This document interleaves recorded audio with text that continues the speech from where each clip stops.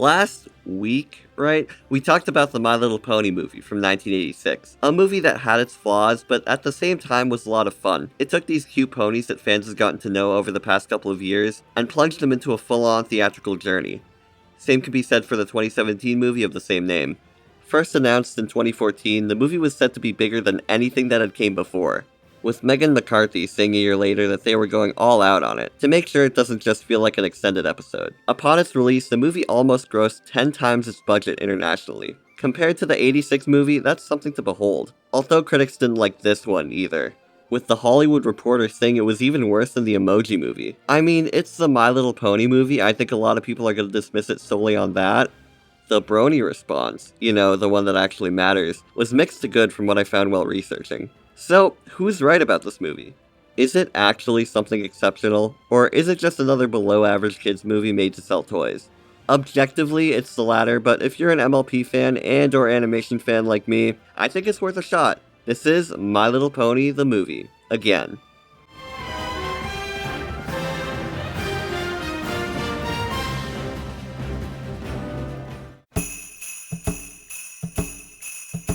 Our movie opens in Canterlot, where everyone's excited for the big friendship celebration, except for Twilight, who's up to her same old worrying shtick. Just as the festival begins, the ponies are attacked by some 11-year-old's edgy OC, who works for the evil Storm King bent on capturing the magic of the 4 Alicorn princesses. Twilight and the gang are then set on a quest to save Equestria. Along the way, they meet a furry who helps the ponies out with the bad guys, some sea ponies who, believe it or not, don't say Shooby-Doo, and some more furries who are birds this time. A lot of these people they meet don't get along with the ponies at first, but then agree to help them after one of the main 6 shows them friendship. Typical FIM stuff, it's about karma, it's about standing up for what you believe in, follow your heart. Nothing crazy in terms of themes or messages. Heck, if you looked up MLP Redemption Arc in the dictionary, you'd probably find a picture of Tempest Shadow. Since the main 6 leave the confines of Equestria, we get a story that reminds me a lot of G1, with the ponies being a small part of this big fantasy world full of creatures that want them gone for no other real reason besides that they're cute or that they have magic. Unlike the FIM series, they always feel disempowered. The movie always gets across this feeling that they're way out of their element. The attack on Canterlot scene in the beginning feels like a direct parallel to that infamous dragon scene in Rescue at Midnight Castle, with all these ponies getting snatched up, as well as there being sea ponies, air quote. I wouldn't be surprised if they directly took cues from Midnight Castle to get some of those sweet nostalgia points from parents that had to take their kids to watch this. And not only nostalgia, but they do a lot to make sure people who have no idea what MLP is know what's going on. Lore stuff like Elements of Harmony aren't even mentioned, and almost all minor characters are relegated to cameos. The Cutie Mark Crusaders get less screen time than Sia. Discord doesn't even show up, because what does he have to do with the story besides being a potential plot hole, in that he could just reverse everything that happens? I'm guessing that they wanted this movie to stand on its own, which they do a good job at. The information they give us about the world is the stuff they think people need. The cameos I mentioned earlier aren't invasive, but they're still there for fans. In the first 20 minutes, you get the whole principal cast and more. All your Ponyville regulars, Cheese Sandwich, Trixie, Starlight. Imagine some angry brony complaining that the movie was ruined for him because of this. That begs the question, though. What perspective should I, the viewer, or reviewer, look at this movie from? As the culmination of 7 seasons of a TV show, or as somewhat of a separate thing, like Equestria Girls? Should I look at Twilight's arc in this as part of the show's story, or as its own thing? Same with the rest of the main 6. Is it again an Equestria Girls type deal, where if you don't want it to be canon, it doesn't have to be? That's kinda not the case, because they explicitly reference events from the movie in the show. The events, not the characters, none of them show up and get speaking roles. The overall writing style in the movie feels a little more theatrical, if that's the way I can describe it. Jokes are a lot more fast-paced and snappy, like your standard kids movie, and they throw in a few modern references. Sorry, bad spell service. You want me to call him back? They also do a lot more awkward humor that every single piece of media ever has to do, including this video. Whether you like the humor in this movie or not just depends on your taste. I'm gonna guess a lot of people complained about the Millennial DreamWorks type stuff when this movie came out, and to that I say, how are we feeling now?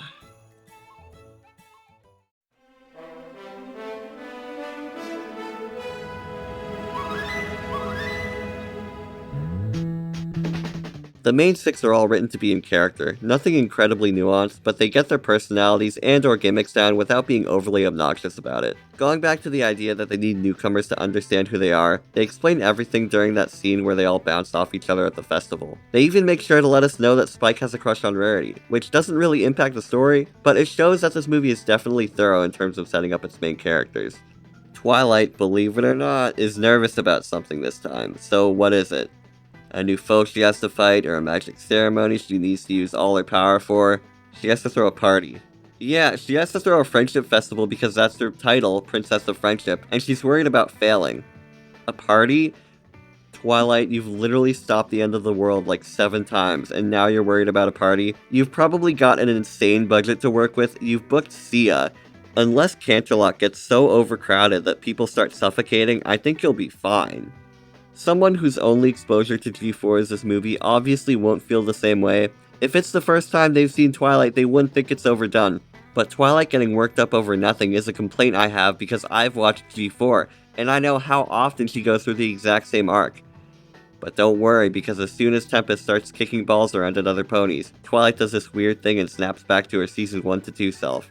If you liked cynical, cold, calculating Twilight, then boy have I got a treat for you. Instead of being too focused on her studies this time, she's focused on saving Equestria, even at the expense of her friendships.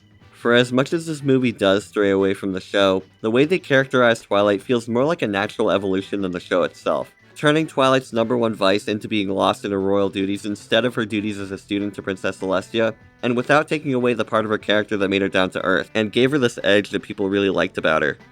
Enough of the analysis, let's talk about the furries. I just want to be a furry, just like everyone else. When the ponies first make it to the city of Klugetown, they meet Capper, who helps them escape. Or does he? He plans on selling out the ponies before Rarity does something nice for him without asking anything in return. From then on, he uses his powers of just lying to people to get the main six out of trouble. Capper is super likable, possibly attributed to the performance. Capper doesn't even need that much to be redeemed, just a coat. You could argue that he wasn't even a bad guy to begin with. I can see why he's a fan favorite.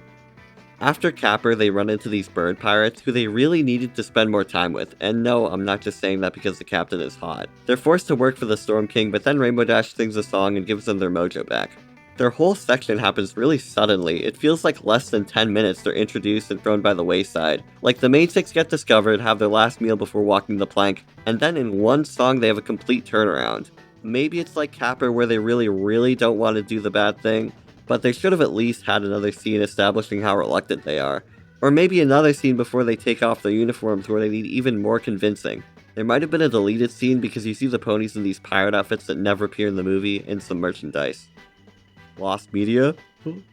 Like, if they're not only going to lose their entire livelihood, but their life too, I think they'd at least question going back to their old ways. Nevertheless, they're a lot of fun. I like the whole adventure movie road trip vibe they go for throughout, jumping from setting to setting, and these guys fit into that perfectly. A big thing with the merchandising for this movie was sea ponies. Unveiled for the first time in G4, if you don't count this one storybook. Well, they're not really sea ponies, just hippogriffs who are transformed into sea ponies in order to escape the Storm King. I have no idea why they didn't just make them complete sea ponies, maybe so that they could be on land. I mean, in G1 the sea ponies couldn't really do anything besides hang out by the river, so it's better than that. But I wanted sea ponies, dang it! They don't even show up that much in the show, just hippogriffs, which are just griffins but colorful. Which they also added in Season 8, so why? They do this Little Mermaid thing with the daughter who's all excited that the ponies are here, and the mom who doesn't want any outsiders snooping around their kingdom. And for good reason too. Twilight almost steals the magic pearl in hopes of stopping the Storm King. The daughter, Princess Skystar, later recognizes that it's for a good cause, but wow, Twi. Yeah, that's what I meant by Seasons 1 and 2 Twilight. Christine Chenoweth does a good job with the princess. I was worried that it would take me out of it, but she feels like her own thing and not an actress in the booth. Same with most of the other stars they got for this movie. I might not be able to pinpoint what they were in or where I know their names from, but either way it doesn't matter because they aren't distracting. It's clear that they're not the show's regular voices, but it's not like they're completely foreign to acting at all. It's not like they got them just for the name and only gave them a cameo because they knew they couldn't act. See ya. The Storm King kind of exemplifies the type of jokes they wanted to do in this movie. He's like a big evil tyrant, but he has this whole business person thing about him, and he keeps talking about his corporate image and his trademarks and stuff. Originally, his design was going to be a wolf made out of lightning, but they turned him into a monkey instead. I'm not complaining, since either is fine, but I would have loved to see what his original design would have looked like in the movie. I also think people would have responded to that better. He's a good villain and manages to be an imposing threat while having a lot of funny moments. Apparently, he used to rule almost everything outside Equestria, which isn't a trope I like. I hate when they expand the world in something only to find out it's all bleak and ruled by the big final boss antagonist.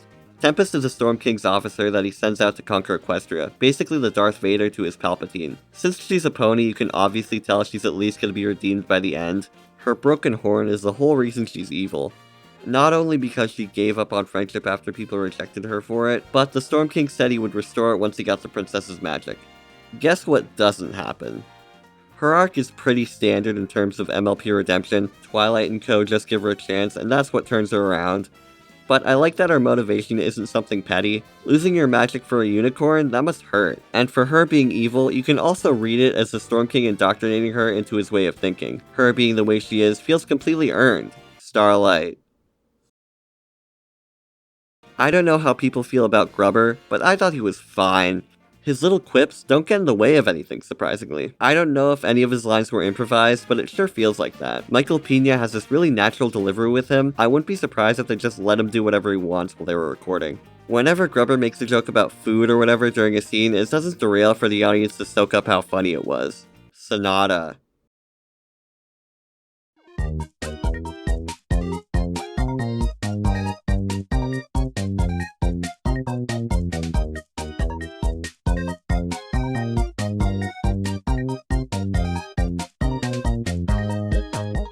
The new character designs in the movie are great. They managed to carry over the style of the show, well, it would be weird if they didn't, but have a lot of creative ideas.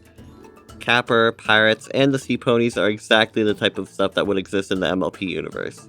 The creatures in the desert town are all unique, and again, I just can't think of a better word, they're just creative. The Storm King's minions I really love for some reason. They're these big, brutish things that may or may not be the same species as him. These and the Clutchtonians are the furthest they get from the FIM style. It's not Mario Odyssey levels of clashing, but it's still new and exciting. Same with the locations. Klugetown itself is one of the many examples of how much effort they put into the designs. Mount Eris too, even though we don't see that much of it. I also like how dark the Sea Pony world is, with all these neon lights. Given how the Sea Ponies were meant as a pull factor for kids, I'm glad it's not all pastel sparkles down there. The backgrounds in this movie sometimes switch to CGI, and when they do, it looks great. Canterlot looks like something from a well-made PS3 game. The CGI allows them to do a lot of stuff with the camera in some sections, especially I noticed in the songs. The opening credits and the first song, the camera just swooshes all around. This is something you could not do in 2D, unless you had a million James Baxters working on your movie. It reminds me a lot of the 2D Disney movies from the 90s, how they'd use CG to their advantage, and how they managed to blend in with the standard 2D backgrounds. And that's of course not to say that the 2D backgrounds are bad. Another Disney thing, I guess. The way they adapt the swirliness of the backgrounds from the TV show into these painted landscapes, it reminded me of Hercules a lot. In fact, it looks like a straight upgrade from the show. In that one little scene before they leave for the desert, we get to see some more of Equestria in this style. Outside of Equestria, I should also mention, I'm glad it isn't all colorful and saturated. It makes everything feel more foreign and makes the pony designs pop. And yeah, let's talk about how the ponies look. The ponies look a lot softer. Everything you could call a sharp edge on their bodies got turned into a curve. They also have the shading on them throughout. Look, I like to pretend I know stuff about animation, but I don't know that much about animation. Did they need to redesign them to make whole new rigs? Was it an art style thing? Was it the marketing team that made this decision? I am impartial. Like the most center opinion you could ever have. They look fine. The actual animation on them though, they hit that out of the park. I think this is one of the only comparisons you can make between this and the '86 movie, in that the animation only looks slightly better than the show. Amazing in some parts, but the best aspect of it was that it wasn't off model all the time. In the 2017 movie, it's a straight upgrade. They still use puppet rigs since this was made in Toon Boom Harmony with Maya 3D for the backgrounds, but these are some really fancy ones because they push the expressions a lot and the movements are all fluid for the most part. There's one scene where Spike almost turns into the hot diggity demon version of himself. It's not enchanting and obviously just a very, very fancy version of what the show typically uses, but come on! It's the 2D animated movie that got a wide theatrical release in the US in 2017! By all accounts, this movie should classify as an SCP.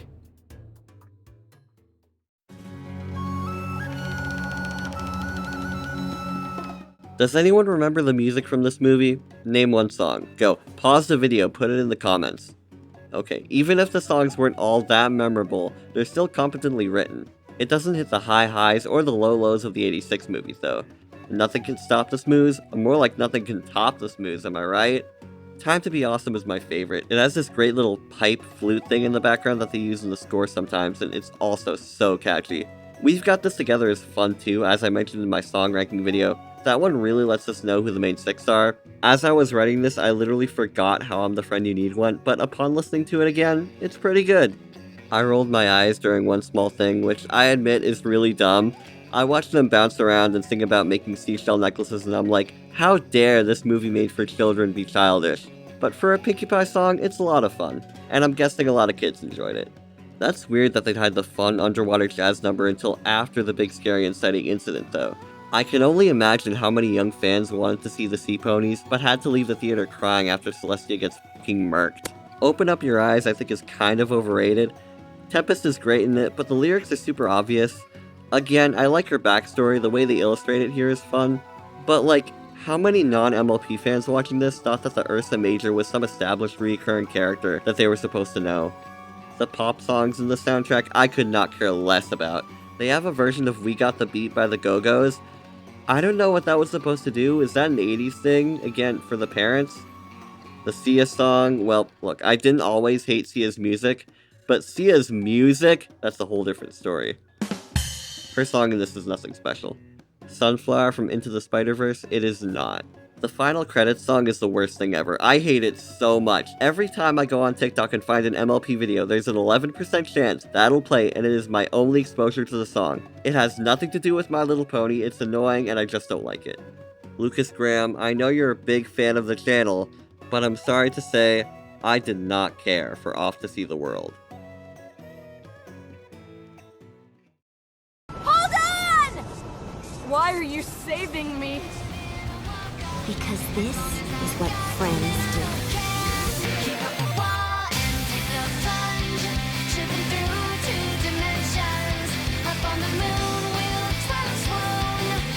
These heroes have faced the Storm King's army and escaped.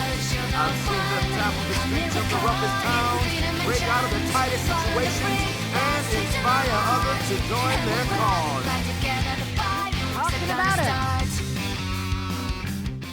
My Little Pony the movie from 2017 is a great watch. They managed to make it the quintessential FIM thing while only borrowing the elements that they needed from the show, i.e. the main six and their relationship. It shows that you can put them in any situation and you'll have a great time. Hopefully fans will get to say something similar when the G5 movie and subsequent TV series drop. When both of those come out, of course I'll be doing a video about it. Thanks for watching. If you enjoyed the video, don't forget to leave it a like and comment down below. Don't forget to subscribe and click on that little bell icon so that you don't miss out on any new videos or live streams. Follow me on my socials, linked in the description for updates, art, and other stuff. Shout out to my Yak tier supporters on Patreon, Geekboy Alex and Zeflo. If you want to support me on Patreon, click the link in the description or go to patreon.com/shunks. I can't think of a better outro, so until next time, goodbye.